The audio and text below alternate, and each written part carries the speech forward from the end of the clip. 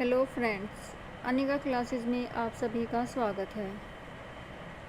Friends, आज हम अपना नया टॉपिक प्रगतिवाद की शुरुआत करेंगे। विश्व का पहला लेखक संगठन यूनियन ऑफ सोवियत राइटर्स सन 1934 में गोर्की के नेतृत्व में रूस में प्रभावी हुआ था। देखो, सबसे पहला सम्मेलन हुआ था वो कहाँ हुआ था? रूस में हुआ था। कब हुआ था? 1934 में हुआ था। किसके समर्थन में हुआ था? गोर्की के समर्थन में हुआ था। विश्व का पहला, अगर सबसे पहला पूछा जाए तो 1934 में कहाँ पर हुआ? रूस में हुआ था। E.M. फॉरेस्टर ने प्रोग्रेसिव राइटर्स एसोसिएशन की स्थापना सन 1935 में हेनरी बारबूस की पहल पर पेरिस में की थी। और 1935 में कहाँ पर हुआ? पेरिस में हुआ।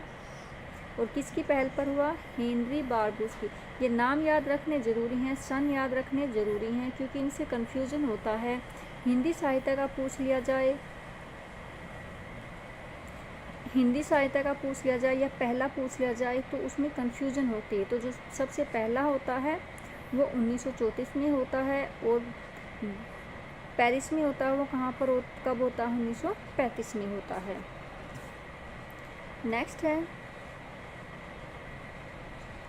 सन 1936 से 43 तक हिंदी कविता के इतिहास में एक विशेष आंदोलन चला जिसे प्रगतिवाद के नाम से जाना जाता है। यानी कि हिंदी साहित्य में प्रगतिवाद की स्थापना कब शुरू हुई थी? 1936 ईस्वी में शुरू हुई थी। प्रगतिवाद की शुरुआत 1936 से इसलिए मानी जाती है क्योंकि इसी वर्ष लखनऊ में प्रेमचंद की अध्यक्षता में प्रगतिशील लेखक संघ की स्थापना हुई थी। तो इसका प्रथम अधिवेशन भी कहाँ हुआ था? लखनऊ में ही हुआ था। प्रगतिवाद का जो प्रथम अधिवेशन है वो कहाँ पर हुआ था? लखनऊ में ही हुआ था। और किसकी अध्यक्षता में हुआ था? प्रेमचंद की अध्यक्षता में ही हुआ था। तो प्रगतिवाद का जो आरंभ माना जाता है साहित्य में, कब से माना जाता है? 1936 में। हिंदी साहित्य में 1936 में। विश्व में माना जाएगा तो वो कब माना जाएगा? 1935 ईस्वी में। प्रगतिवाद की शुरुआत स्वच्छंदतावाद युग से ही हो जाती है, लेकिन इसकी स्पष्ट प्रवृत्तियां उत्तर स्वच्छंदतावाद युग में ही उभरती है। प्रगतिवाद ने छायावाद की भाषा, आध्यात्मिकता, व्यक्तिकता तथा काल्पनिक करुणा आदि का विरोध किया है। प्रगतिवाद ने किसका विरोध किया? छायावाद में जो भाषा थी, आध्यात्मिक, व्यक्तिकता, इन सब का क्या किया? विरोध किया। प्रगतिवाद काव्य ने सामूहिकता, वर्ग संघर्ष, सर्वहारा के विजय के गीत गाए। यानी कि जो प्रगतिवाद की विशेषताएं थी, किस किस चीज़ का प्रयोग हुआ है? तो सामूहिकता का, वर्ग संघर्ष का वर्णन, सर्वहारा के विजय के गीत गाए गए थे। प्रगतिवाद पर देखो किसका प्रभाव माना गया है? कार्ल मार्क्स का प्रभाव माना गया है। कार्ल मार्क्स का प्रभाव माना गया है। ये कहा गया है कि राजनीति में जो मार्क्सवाद है, साहित्य में वही प्रगतिवाद है। साहित्य में वही प्रगतिवाद माना गया है। यानी कि प्रगतिवाद पर कार्ल मार्क्स का प्रभाव है। प्रगतिवादी का ये हो गया। मार्क्स का द्वंद्वात्मक भौतिक प्रगतिवाद का काव्य आधार है। ये रहा ये पॉइंट। मार्क्स का द्वंद्वात्मक भौतिकवाद प्रगतिवाद का काव्य आधार है। यानी कि जो प्रगतिवाद का आधार है वो क्या है? कार्ल मार्क्स है। नेक्स्ट है, राजनीति के क्षेत्र में जो साम्यवाद या साम्यवाद की विचारधारा साहित्य के क्षेत्र में वही प्रगतिवाद है। प्रगतिवाद का मानना है कि जो साहित्य सर्वहारा के हित में नहीं है वह उसकी आवाज़ नहीं बन सकता, और वह साहित्य नहीं बल्कि शोषण को बनाए रखने की व्यवस्था है। इसी संदर्भ में लेनिन का यह विचार महत्वपूर्ण है। साहित्य क्रांति के लिए एक हथियार मात्र है। यानी कि जो प्रगतिवाद के कवि थे, प्रगतिवाद में जो कवि थे, जो रचनाएं हुई थी, उनमें किसके लिए आवाज़ उठाई थी? जो सर्वहारा वर्ग हैं, वर्ग संघर्ष कर रहे हैं, उनके हितों में इन्होंने क्या किया था? आवाज़ उठाई थी। ये इम्पोर्टेंट है कि लेनिन का विचार क्या है? साहित्य क्रांति के लिए एक हथियार मात्र है। किस में कहा है? प्रगतिवाद में कहा है। नेक्स्ट, क्रांतिकारी कविताओं के संदर्भ में शुक्ल जी का कहना है, क्रांति के नाम पर परिवर्तन की प्रबल कामना हमारे हिंदी काव्य क्षेत्र में प्रलय की पूरी पदावली के साथ व्यक्त की गई है। सब बातों में परिवर्तन ही परिवर्तन की यह कामना कहाँ तक वर्तमान परिवर्तन के स्वतंत्र पर्यालोचन का परिणाम है और यह कहाँ तक केवल अनुवर्तन नहीं कहा जा सकता। ये किसका विचार है? ये शुक्ल का विचार है। ये किसका है? क्रांतिकारी कविताओं के संदर्भ में है। प्रगतिवादियों के अनुसार समाजवादी यथार्थवाद ही यथार्थ को देखने की एकमात्र तात्विक दृष्टि है। प्रगतिवाद चेतना साहित्य के आदर्श मार्क्सवादी बोध के आधार पर तय करती है और कला को सो उद्देश्य मानती है। देखो, ये कार्ल मार्क्स के से प्रभावित है, तो ये किसके आधार पर तय होती है? मार्क्सवादी विचारों के आधार पर ही तय होती है। अब है प्रगतिवाद में जो कवि हैं, कौन से कवि हैं, किस कविता से प्रगतिवाद का उदय हुआ है और किससे रिलेटेड है। पंत और प्रगतिवाद का जो शुरुआत मानी गई है वो किससे मानी गई है? पंत से मानी गई है। पंत की रचना है युगांत, में छायावाद के अंत और युगवाणी में प्रगतिवाद की घोषणा की गई है। युगांत लिखकर पंत जी ने युग के अंत, छायावाद का अंत की घोषणा कर दी थी। युगवाणी में उन्होंने प्रगतिवाद को युग की वाणी कहा है। और इनकी एक रचना है ग्राम्या भी क्या है? इसी ढंग की रचना है, यानी कि प्रगतिवाद की ढंग की ही रचना है। 1936 में इन्होंने युगांत को लिखा था और छायावाद के अंत की घोषणा की थी। पंत ने रूपाब नामक पत्रिका का प्रकाशन किया और उसने प्रगति विचारों को अधिक स्पष्ट किया। पंत के अनुसार प्रगतिशील कविता वास्तव में छायावाद की ही एक धारा है। दोनों स्वरों में जागरण का उदात्त संदेश मिलता है। एक मानवीय जागरण, एक दूसरे को लोक का जागरण है। ये देखो, एक में मानवीय जागरण का, दूसरे में लोक जागरण का क्या मिलता है? संदेश मिलता है। नेक्स्ट है, अब हम देखेंगे प्रगतिवाद में कौन कौन से कवि हैं। एक तो है केदारनाथ अग्रवाल, दूसरा है नागार्जुन, तीसरा है श्रीमंगल सिंह सुमन, त्रिलोचन, पंत और निराला की भी कुछ जो रचनाएं हैं वो क्या है? प्रगतिवाद में शामिल हैं। सबसे पहले हम पढ़ेंगे केदारनाथ अग्रवाल। केदारनाथ अग्रवाल पहले तो एक किस धारा के कवि हैं? प्रगतिवादी कवि हैं। केदारनाथ अग्रवाल की कविताओं को मुख्यतः दो श्रेणियों में बांट सकते हैं। पहली श्रेणी में उसकी राजनीति कविताएं आती हैं, तो दूसरी में प्रकृति प्रेम से संबंधित सामाजिक कविताएं आती हैं। केदारनाथ अग्रवाल अपनी काव्य यात्रा की शुरुआत समय में बालेंदु उपनाम से रचनाएं करते थे और उस समय वे ब्रज भाषा में कवित्व और सवैया छंद में लिखते थे। यानी कि जो बालेंदु उपनाम से रचनाएं करते थे वो ब्रज भाषा में करते थे, कवित्व और सवैया छंद में लिखते थे। इनका उपनाम क्या था? बालेंदु।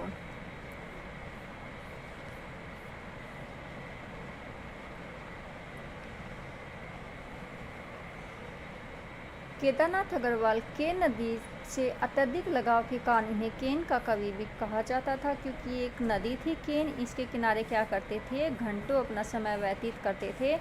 इसी कारण इन्हें केन का कवि भी कहा जाता है। देश विदेश की कविताएं शीर्षक से केदारनाथ अग्रवाल ने देश से बाहर के तमाम कवियों का अनुवाद किया है। केदारनाथ अग्रवाल की कविताओं के संदर्भ में बच्चन सिंह ने कहा, जहाँ तक प्रकृति चित्रण का संबंध है, केदार छायावादेतर कविता के सुमित्रानंदन पंत हैं। किसने कहा है ये? बच्चन सिंह ने किसके बारे में कहा है? केदारनाथ अग्रवाल के बारे में कहा है।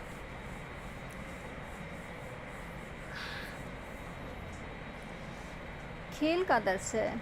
कविता धरती को राधा और कृषक को कृष्ण का प्रतीक बनाकर लिखी गई। इनकी एक कविता है खेत का दर्श है। इसमें क्या है? धरती को राधा माना है और कृषक को, इन्होंने किसान को कृष्ण का प्रतीक बनाया है। चंदू और चैत कविता में ग्रामीण युवकों की जिंदगी का यथार्थ चित्रण है। इनकी और भी रचनाएं हैं, जैसे कि इनकी एक रचना है युग की गंगा। युग की गंगा रचना है इनकी। इसमें क्या किया है इन्होंने? विषम अर्थव्यवस्था का चित्रण किया है। विषम अर्थव्यवस्था का चित्रण किया है। किसमें किया है? युग की गंगा में किया है। एक इनकी रचना है कहे केदार खरी खरी। कहे केदार खरी खरी, खरी खरी। इसमें इन्होंने किसका वर्णन किया है? इसमें इन्होंने डॉलर के खतरे के प्रति भारतीय राजनेताओं पर आग्रह किया है। डॉलर के खतरे के प्रति भारतीय राजनेताओं को आग्रह किया है। किस कविता में किया है? कहे केदार खरी खरी में।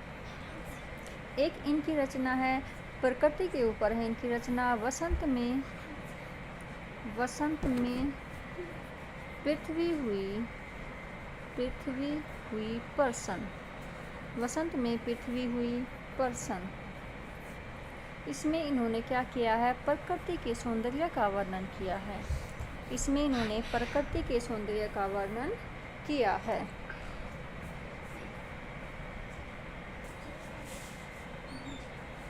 और एक इनकी रचना है हे मेरी तुम। बसंत में पृथ्वी हुई प्रसन्न में केदारनाथ ने क्या किया था? प्रकृति का वर्णन किया था। एक इनकी रचना है हे मेरी तुम। इसमें इन्होंने क्या किया था? हे मेरी तुम। और एक इनकी रचना है, एक है जमूल जल तुम। ये दोनों रचनाएं इन्होंने किसकी याद में लिखी थी? हे मेरी तुम और जमूल जल तुम, ये किसकी याद में लिखी थी? अपनी पत्नी की याद में इन दोनों कविताओं की इन्होंने रचना की थी। पत्नी की याद में हे मेरी तुम और जमूल जल तुम, इन दोनों की इन्होंने रचना की थी। एक इनको अवार्ड साहित्य पुरस्कार, साहित्य अकादमी पुरस्कार मिला था इनको। एक किस रचना पर मिला था? साहित्य अकादमी कब मिला था? इनकी एक रचना है अपूर्वा पर इसको साहित्य अकादमी मिला था और 1986 में मिला था। एक रचना इनकी और भी है फूल नहीं रंग बोलते हैं। फूल नहीं रंग बोलते, ये याद रखना किस रचना पर कौन सा पुरस्कार मिला है? फूल नहीं रंग बोलते हैं, ये भी केदारनाथ की है। और इस पर इनको कौन सा पुरस्कार मिला है? इस पर इनको मिला है सोवियत लैंड पुरस्कार मिला है। Soviet land. अपूर्वा पर साहित्य अकादमी और फूल नहीं रंग बोलते पर हैं साहित्य सोवियत लैंड पुरस्कार मिला है। ये हमें केदारनाथ जी के बारे में इतनी जानकारी होनी चाहिए। नेक्स्ट जो कवि हैं वो है हमारे नागार्जुन। नागार्जुन का वास्तविक नाम क्या था? नागार्जुन का वास्तविक नाम वैद्यनाथ मिश्र था। वैद्यनाथ मिश्र। नागार्जुन का वास्तविक नाम क्या था? वैद्यनाथ मिश्र था। ये किस उपनाम से लिखते थे? यात्री नागार्जुन का पहला साहित्यिक नाम था, यानी कि यात्री उपनाम से लिखते थे। ये संस्कृत और मैथिली में इसी नाम से कविताएं लिखते थे। क्वेश्चन पूछा भी गया है कि नागार्जुन ने मैथिली भाषा में किस नाम से रचनाएं की हैं? यात्री नाम से की है। नागार्जुन को प्रगतिवाद के शलाका पुरुष के रूप में भी जाना जाता है। देखो, प्रगतिवाद का शलाका पुरुष नागार्जुन को माना जाता है। और हमने कल पढ़ा था छायावाद का शलाका पुरुष किसको कहा गया है? निराला को कहा गया है। छायावाद का शलाका पुरुष निराला को, प्रगतिवाद का शलाका पुरुष नागार्जुन को। राम के प्रति नागार्जुन की खड़ी बोली में प्रकाशित सर्वप्रथम रचना है।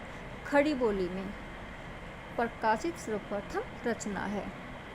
नागार्जुन की कविता राम के प्रति 1935 में साप्ताहिक पत्रिका विश्व बंधु में छपी, जो लाहौर से निकलती थी। हमें पत्रिका भी साथ में याद करनी है। क्वेश्चन नेट में तो पूछा ही जाता है कहाँ से निकलती है, कब प्रकाशित हुई और इसके संपादक कौन है। ये सारी चीज़ें एक पत्रिका के बारे में हमें पता होना चाहिए। अपनी कविता प्रतिहिंसा ही स्थायी भाव है को नागार्जुन ने अपनी साहित्य का मैनिफेस्टो कहा है। किस कविता को कहा है? प्रतिहिंसा ही स्थायी भाव को साहित्य का मैनिफेस्टो कहा है। पत्थर ही नगन गाछ मैथिली भाषा में लिखा गया एक महत्वपूर्ण काव्य संग्रह, जिसमें 52 कविताएं संकलित हैं।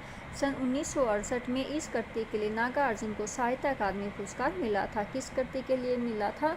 पत्थरहीन गगन गाछे किस में है? मैथिली भाषा में लिखा गया है। उसमें कितनी कविताएं हैं? इसमें 52 कविताएं संकलित हैं।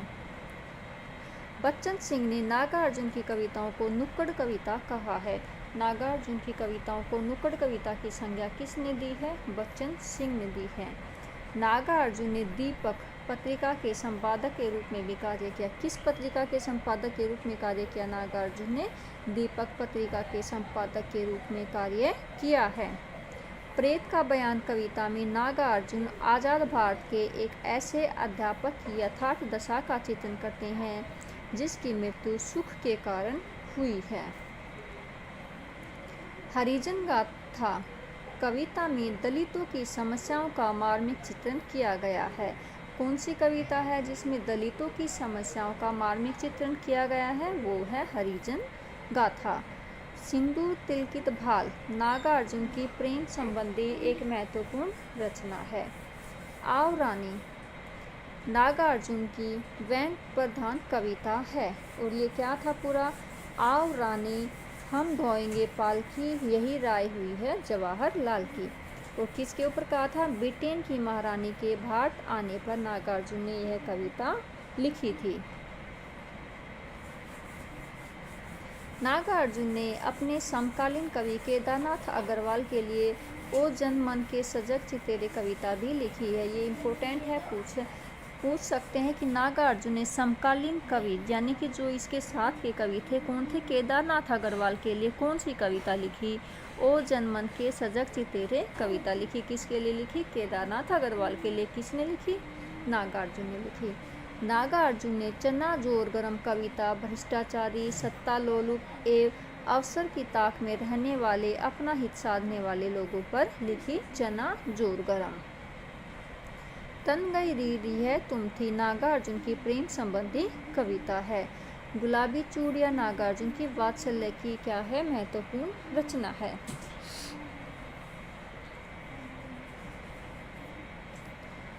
नेक्स्ट कवि हैं हमारे त्रिलोचन। त्रिलोचन का वास्तविक नाम क्या था? वासुदेव सिंह। नागार्जुन का क्या था? वैद्यनाथ मिश्र। वासुदेव सिंह त्रिलोचन प्रगतिवाद के एक महत्वपूर्ण कवि हैं। इनकी कविताओं में केंद्र में गांव व उनकी समस्याओं का चित्रण है। इनकी जो कविताएं हमें मोस्टली क्या मिलेगा? गांव और उनकी समस्याओं का क्या है? चित्रण है। त्रिलोचन नए नए प्रयोगों से भाषा को समृद्ध बनाने के पक्षधर कवि रहे हैं। त्रिलोचन की कविताओं पर संस्कृत व अवधी भाषा का प्रभाव है। त्रिलोचन ने अपनी कविताओं में पुराने छंदों जैसे कि बरवे, कुंडलिया, रोला इत्यादि का प्रयोग किया है। त्रिलोचन सोनेट लिखने के लिए प्रसिद्ध हैं। सबसे ज़्यादा किसके लिए प्रसिद्ध हैं? सोनेट लिखने के लिए प्रसिद्ध हैं। मुक्तिबोध ने त्रिलोचन को अवध का किसान कहा है। किसने कहा है अवध का किसान? मुक्तिबोध ने अवध का किसान किसको कहा गया है? त्रिलोचन को कहा गया है। बच्चन सिंह ने त्रिलोचन को आत्मविश्लेषण का कवि कहा है। आत्मविश्लेषण का कवि त्रिलोचन को किसने कहा? बच्चन सिंह ने कहा है। बच्चन सिंह ने लिखा है त्रिलोचन प्रगतिवादी कवि नहीं उन्हें ग्रेस मार्क देकर प्रगतिशील में शामिल किया गया है। यानी कि बच्चन सिंह ने त्रिलोचन को प्रगतिवादी कवि नहीं माना है। ये थे प्रगतिवादी कवि कौन कौन से। और इसमें हम एक निराला जी की ओर रचनाएं देख लेते हैं कि जो निराला थे उन्होंने कौन कौन सी प्रगतिवादी उनकी कौन कौन सी रचनाएं थी। छायावाद में तो उन्होंने लिखी थी, लेकिन उनकी कुछ और रचनाएं थी जो प्रगतिवाद से संबंधित थी। जैसे कि उनकी एक रचना है व्यंग प्रधान रचना है कुकुरमुता कविता है। ये व्यंग प्रधान, गरम पकौड़ी, डिप्टी साहब आ गए, डिप्टी साहब आ गए, भिक्षुक वन बेला, भिक्षुक वन बेला, ये किस में आती हैं? ये प्रगतिवादी काव्यधारा में आती हैं। इसमें उन्होंने ज़्यादातर क्या किया था? मानवतावादी पक्ष को उभारा था। इन कवि में इनको क्या किया था? मानवतावादी पक्ष को उभारा था। तो ये था फ्रेंड्स हमारा प्रगतिवादी। अब हम इसके एक टॉपिक और लेंगे। पहले हम करेंगे प्रयोगवाद, फिर हम प्रगतिवाद और प्रयोगवाद दोनों के क्वेश्चन एक साथ लेकर एक क्लास में करेंगे। नेक्स्ट टॉपिक करेंगे कल हम, वो करेंगे हम प्रयोगवाद। Thank you.